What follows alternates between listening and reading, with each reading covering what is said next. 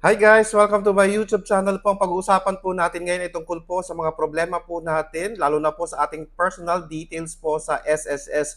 Kung meron po tayong na misspelled or mali po ang ating pangalan, mali po yung spelling ng ating pangalan, ito po ang dapat nating gawin. Para sa koreksyon ng misspelled name sa SSS records po natin, pwede po tayong mag-submit online or in person po sa pinakamalapit na SSS branch sa inyong lugar po at magdala ng document para ma-verify ang inyong pagkakakilanlan at ang inyong tamang pangalan po kung pangalan niyo po ang nagkamali po.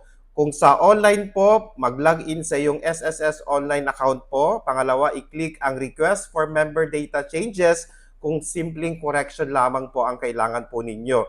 Select name po as the data change request. Ayan po. I-provide ang tamang pangalan po ninyo at i-download po dito ang document na nagpapatunay na meron pong nagkaroon po ng misspell sa inyong pangalan or may pagkakamali po sa inyong personal details po at i-confirm na ang impormasyon at documents ay tama po at i-submit.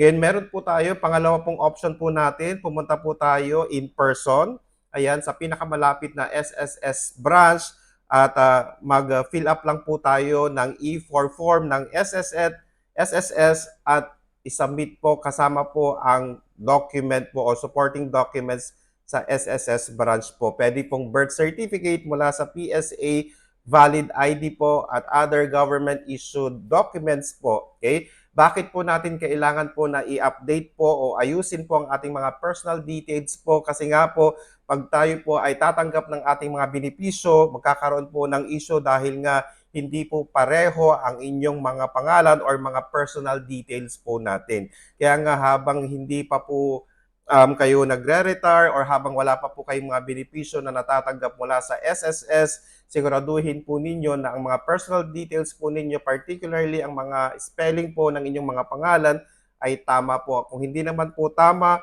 then sundin nyo na lang po ang napag-usapan natin ngayong araw sa video na po na ito. Okay? Sa ating mga SSS members na baguhan po, siguraduhin po na tama po ang inyong mga pangalan na nilalagay po para hindi po tayo magkaproblema sa mga benepisyo po natin.